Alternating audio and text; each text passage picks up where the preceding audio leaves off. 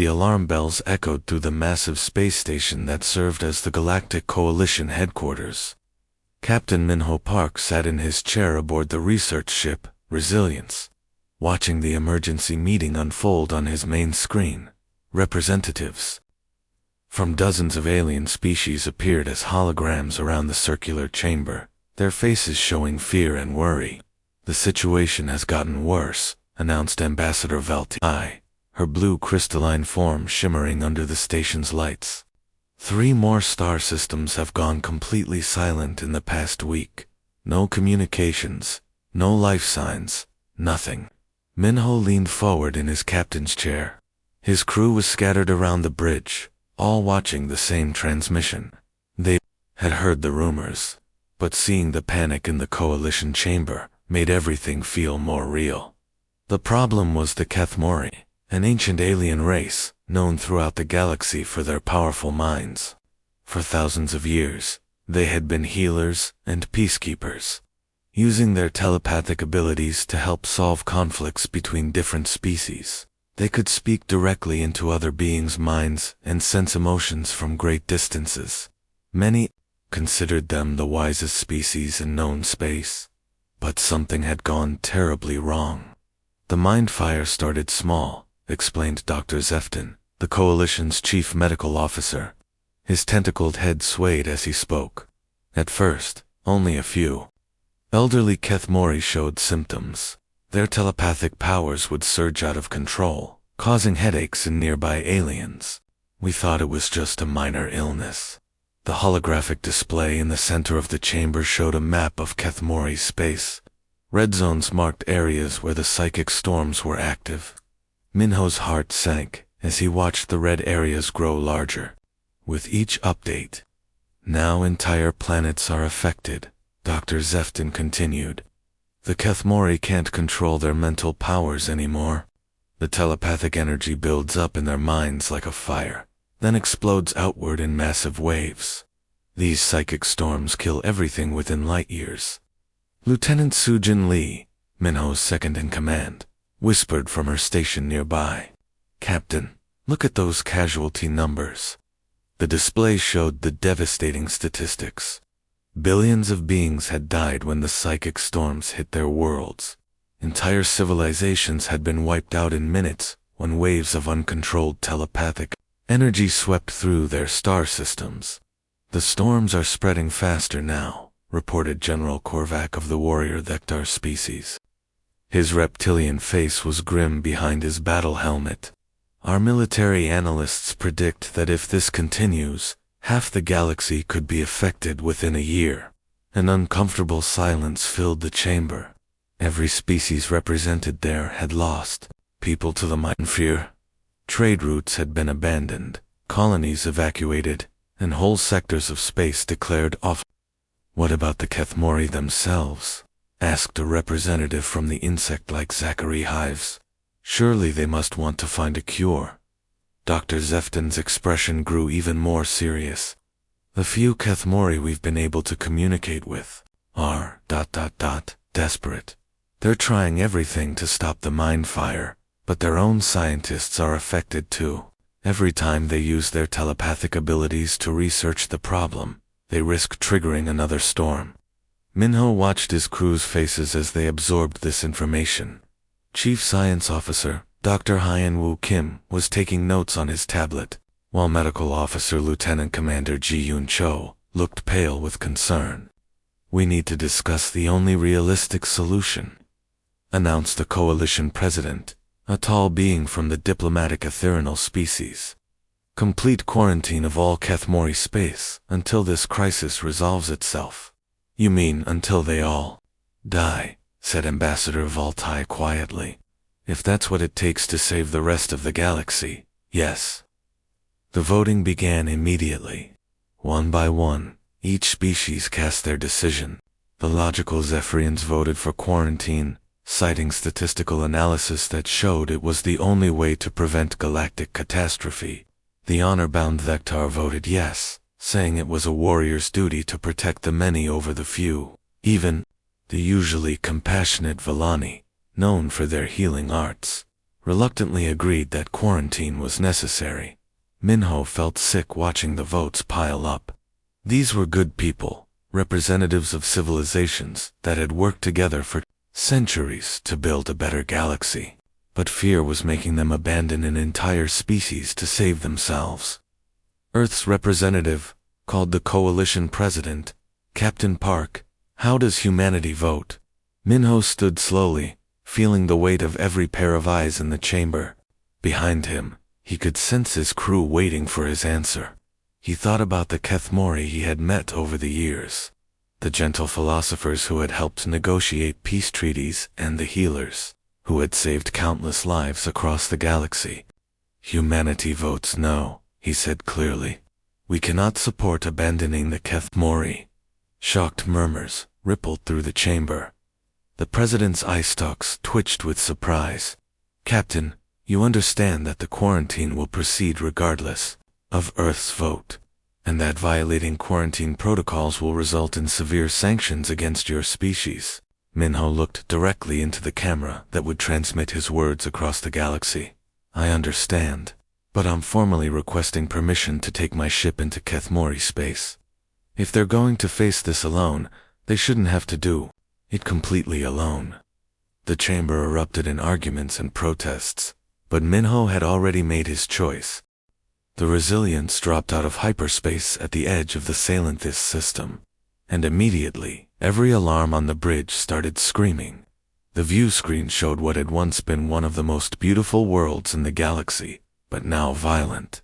Purple and red energy storms swirled around the planet like angry hurricanes made of pure thought. "Psychic radiation levels are incredible," reported Dr. Hyen-Woo Kim from his science station, his voice tight with concern.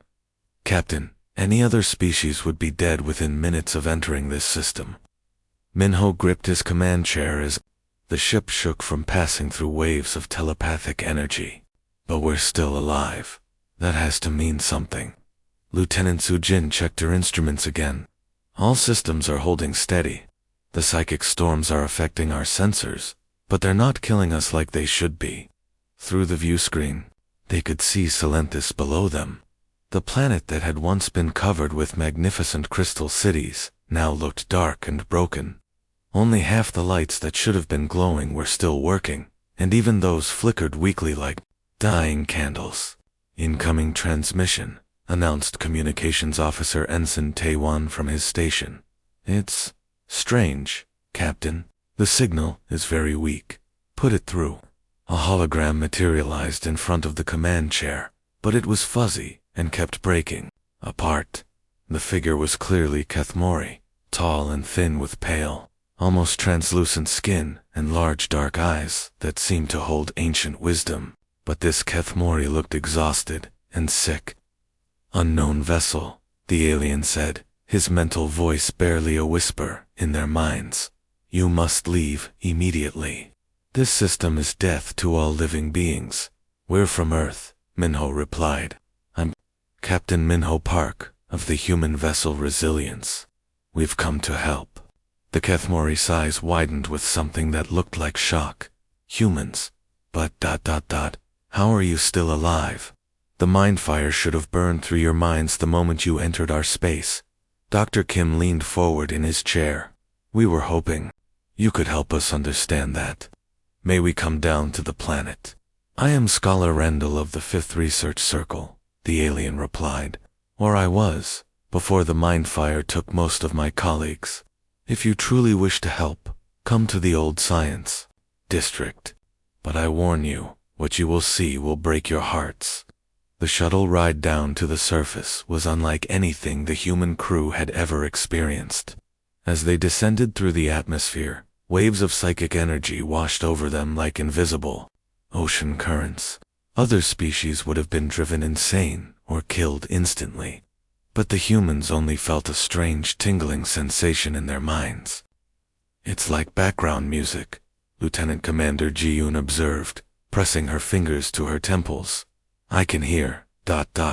thoughts, but they're not clear, like voices in another room." The science district had once been a marvel of crystal architecture, with towers that reached toward the stars and gardens filled with plants that glowed with their own inner light. Now many of the towers were dark, their crystal surfaces cracked and dull, but it wasn't completely empty. Scholar Rendell met them at the shuttle landing pad, and Minho was shocked by how frail the alien looked. His once bright skin was now gray and paper-thin, and he moved carefully, as if every step caused him pain. "You should not have come," Rendell said, as he led them through the empty corridors of what had been the galaxy's greatest center of learning. "The mind fire grows stronger each day. Soon even the few of us who remain lucid will be lost to the burning." "How many of your people are still themselves?" asked Dr. Kim gently. "Perhaps a dozen on this world, a few hundred scattered across our other colonies, if they still live." Rendell stopped walking and turned to face them. "The rest are lost in the fire that burns in their minds. They cannot speak, cannot think clearly, they only suffer." They entered a large chamber that had once been a medical facility. Now it served as a refuge for the last thinking Kathmori on the planet. Several aliens sat or lay on simple beds, their eyes vacant and staring. But when the humans entered the room, something remarkable happened. One of the affected Kathmori, a young female, suddenly blinked and looked around with clear recognition. She sat up slowly and spoke in a voice full of wonder. "The burning, it has stopped. For the first time in months, my mind is quiet." Scholar Rendell stared in amazement. "Solana, you have been lost to us for weeks. How are you speaking?" "I don't know," she replied, looking directly at the humans. "When they entered the room, the fire in my mind just went away." Dr. Kim immediately pulled out his medical scanner and began taking readings. Fascinating. The psychic radiation levels around her have dropped by 70% since we arrived. One by one, other affected Kathmori in the room began to show signs of clarity. An elderly male sat up and asked for water. A middle-aged female looked around and asked what year it was. It was like watching people wake up from a terrible nightmare. "Your neural patterns," Rendell said, staring at the humans with growing excitement. "They're somehow interfering with the mind fire's feedback loops. You're not immune to our psychic abilities. You're dampening them." Minho felt hope surge in his chest for the first time since entering the system. "Can we use this to help more of your people?" "Perhaps," Rendell replied, "but it would require constant, close contact. And we don't know what prolonged exposure to our psychic emanations might do to human minds." Ji-yoon stepped forward without hesitation. "Then we'd better start finding out." The message from Earth Command appeared on Minho's personal screen 3 days after they had established their first aid station in the Crystal City. The words were sharp and angry, leaving no room for misunderstanding. "Captain Park, you are ordered to return to Earth space immediately. Your actions violate Coalition emergency protocols. Continued defiance will result in court-martial and permanent exile from human space." Minho deleted the message without responding and walked back to the medical bay, where his crew was working alongside the few remaining healthy Kathmori. The sight still amazed him every time. Human volunteers sat close to affected Kathmori, their presence somehow creating zones of mental calm in the psychic storm that raged across the planet. "How are they doing?" he asked Ji-yoon, who was monitoring the vital signs of both species. "Better than expected, but there are problems," she replied quietly, pulling him aside so the others couldn't hear. "Look at Corporal Boyoung." Minho looked across the room at the young woman who had volunteered to maintain contact with 3 severely affected Kathmori. When she had arrived on the planet 2 weeks ago, Boyoung had looked like any healthy 25-year-old human. Now her black hair was streaked with gray, and lines had appeared around her eyes. "She's aging rapidly," Ji-yoon explained. "All of our volunteers are. The psychic contact is draining them somehow. Boyoung looks like she's 40 years old now." Before Minho could respond, the communications system chirped with an incoming message. This time it wasn't from Earth Command. The face that appeared on screen belonged to Dr. Seung-min Jung, a brilliant scientist Minho had known during their academy days. "Minho, I got your unofficial message," Seung-min said with a grin. "I'm currently aboard a transport ship with 40 other volunteers. We should reach your position in 2 days. Seung-min, this isn't official. Earth Command will consider you deserters. Let them. Some things are more important than following orders." Behind Seung-min, Minho could see other humans preparing equipment and supplies. "We've brought medical staff, engineers, and enough food to last months.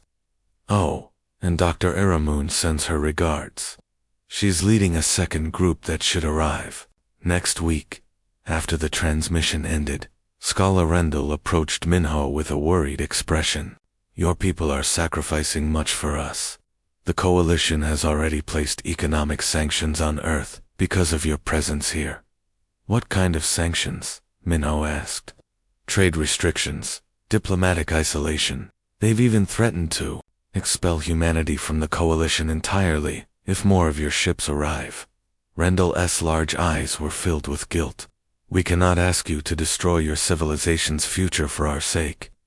Minho looked around the medical bay, where humans and Kethmori worked side by side. Despite the physical toll, his volunteers seemed happier than he had ever seen them. They were making a real difference, giving hope to a dying species. "You're not asking," Minho said firmly. "We're choosing." Over the following weeks, more human volunteers arrived in secret. Some came aboard official ships whose captains had decided to ignore orders. Others traveled on civilian transports, or even alien vessels whose crews sympathized with the rescue mission. Each new arrival brought more supplies and expertise, but also more strain on the growing network of human anchor points scattered across the planet. Engineer Tae-Hyeon had volunteered to maintain contact with a group of Kethmori technicians who were trying to repair the city's power systems. The work was successful. More lights came on each day, and the crystal towers began to glow with their natural luminescence again.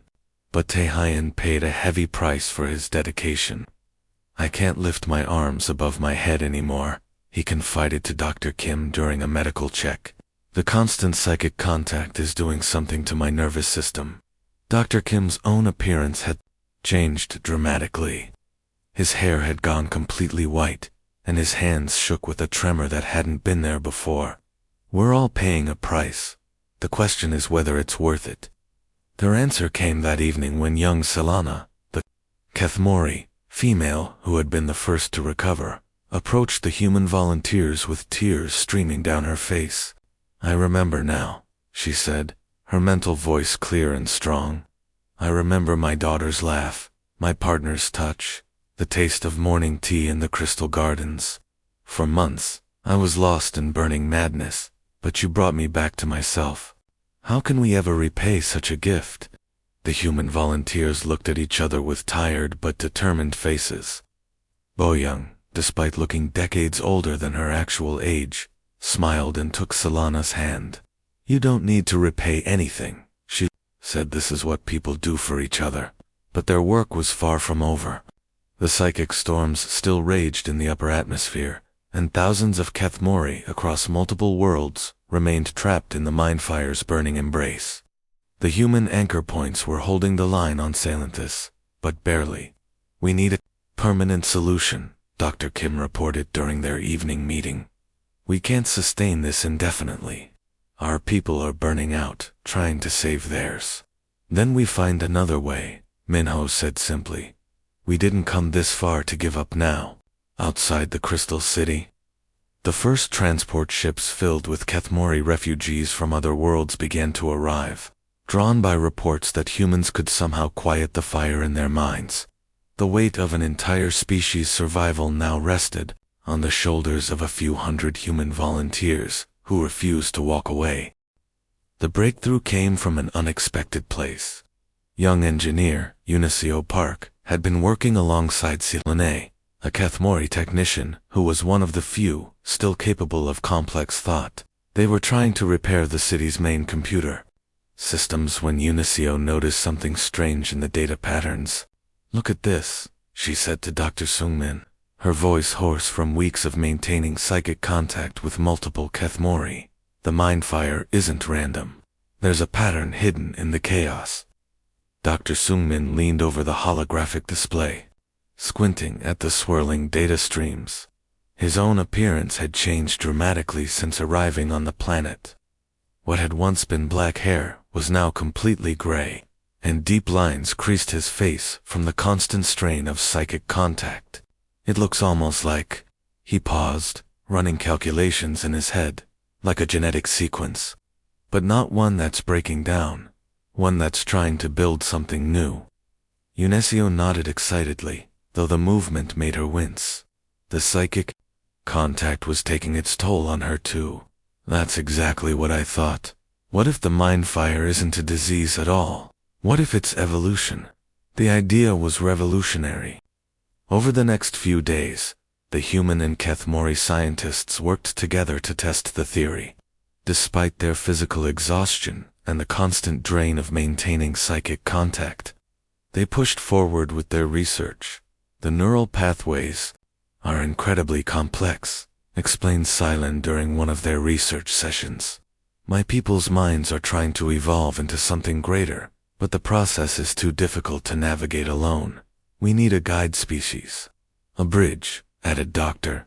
Kim, looking up from his medical scans. "Something with the right kind of neural flexibility to help stabilize the evolutionary process." "And that's us," said Unicio quietly. "Humans. Our chaotic, adaptable minds can serve as anchors during the transition." The implications were staggering. The Kethmori weren't dying from a disease. They were trying to take an evolutionary leap that their species couldn't complete without help. But the kind of help they needed would require a permanent bond between human and Kethmori minds. "It's not temporary," Unicio explained to the assembled group of volunteers. "To complete this process, to permanently stabilize their evolution, volunteers would have to undergo irreversible neural bonding.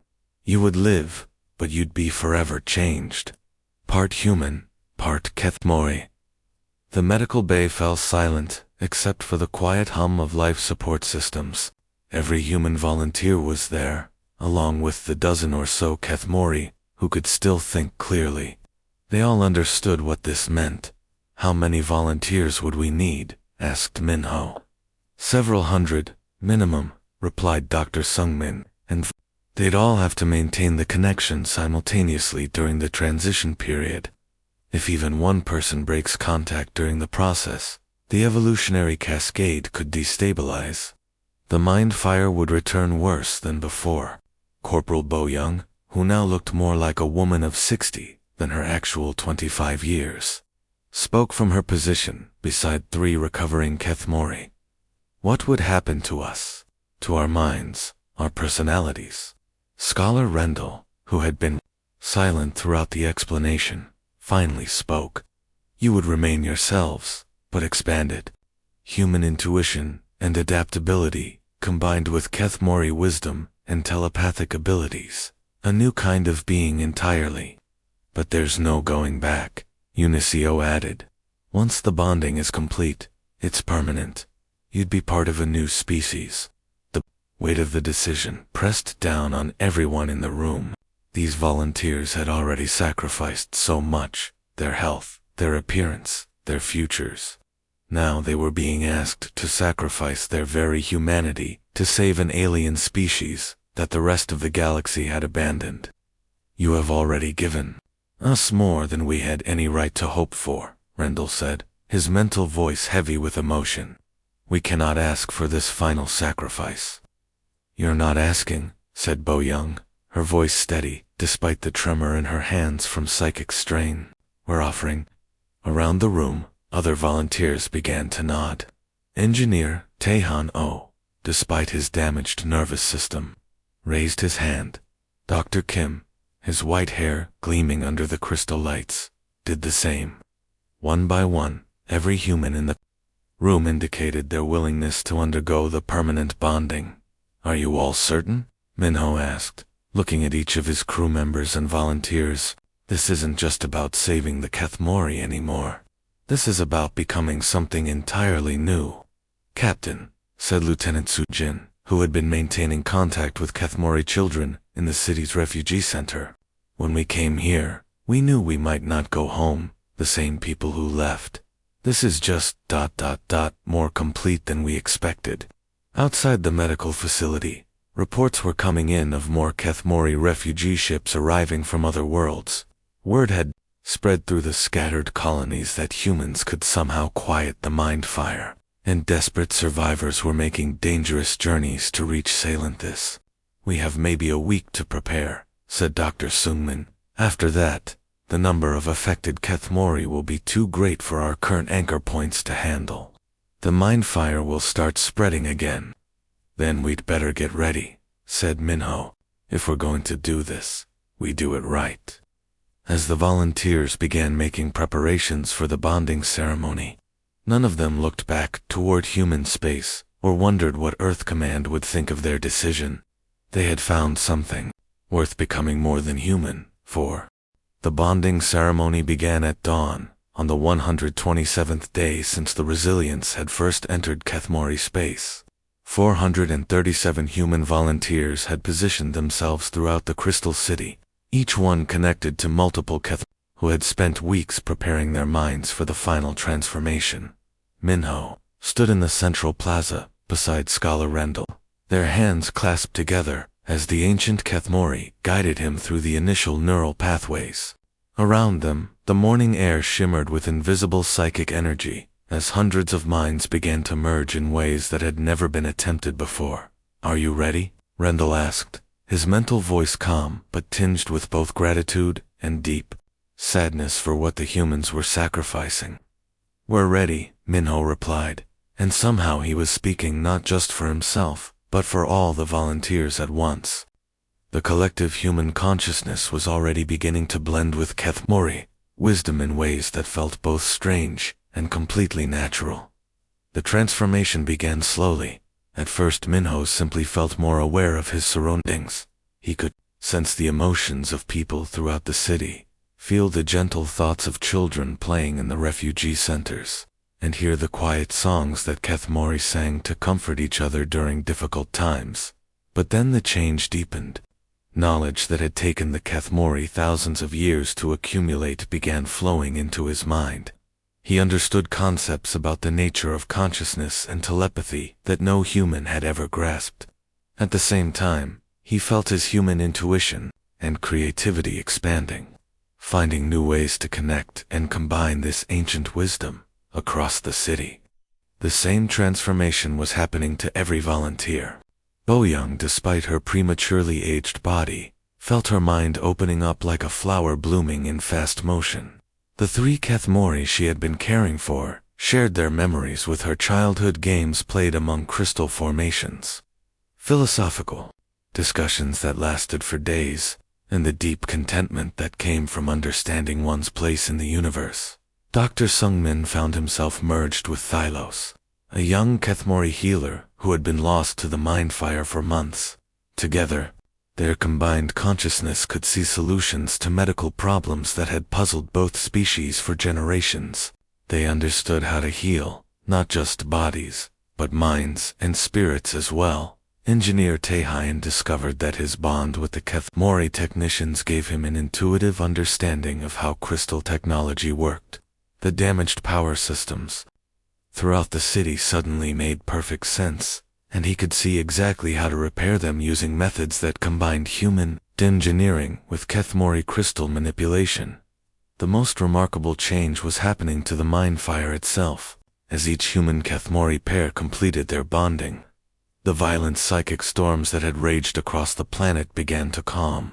The destructive feedback loops that had driven the Kethmori insane were being stabilized by human neural patterns, allowing the evolutionary leap to complete safely.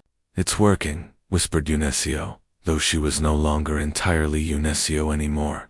She was also Scyllin, and together they were something new, a being that combined human curiosity with Kethmori patience, human creativity with Kethmori wisdom.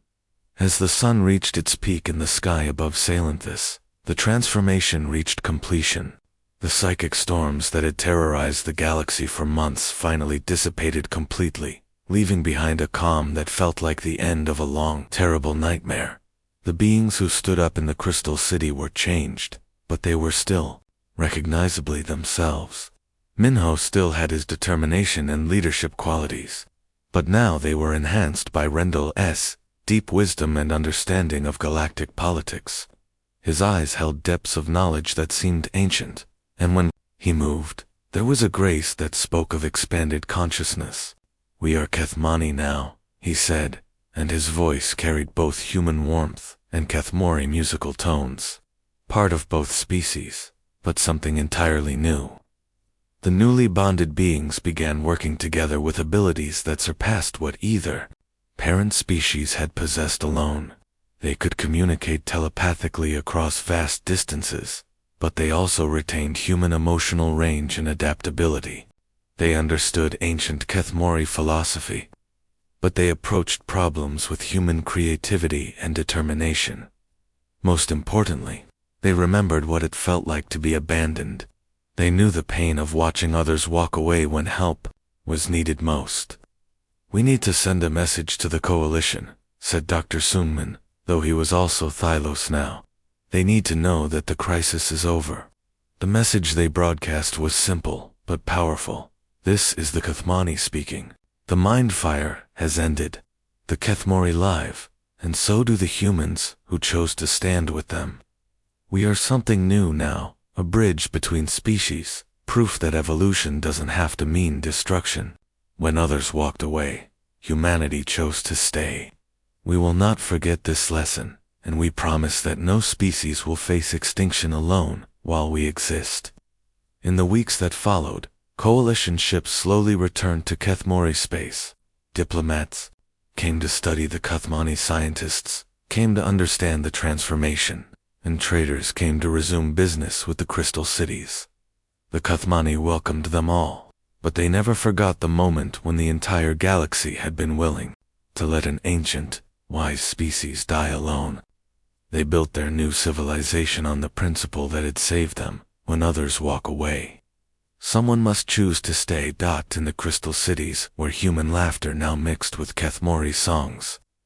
The greatest monument wasn't made of stone or metal, but of living memory. The memory of the day humanity proved that evolution's greatest leap isn't becoming more powerful, but becoming more compassionate.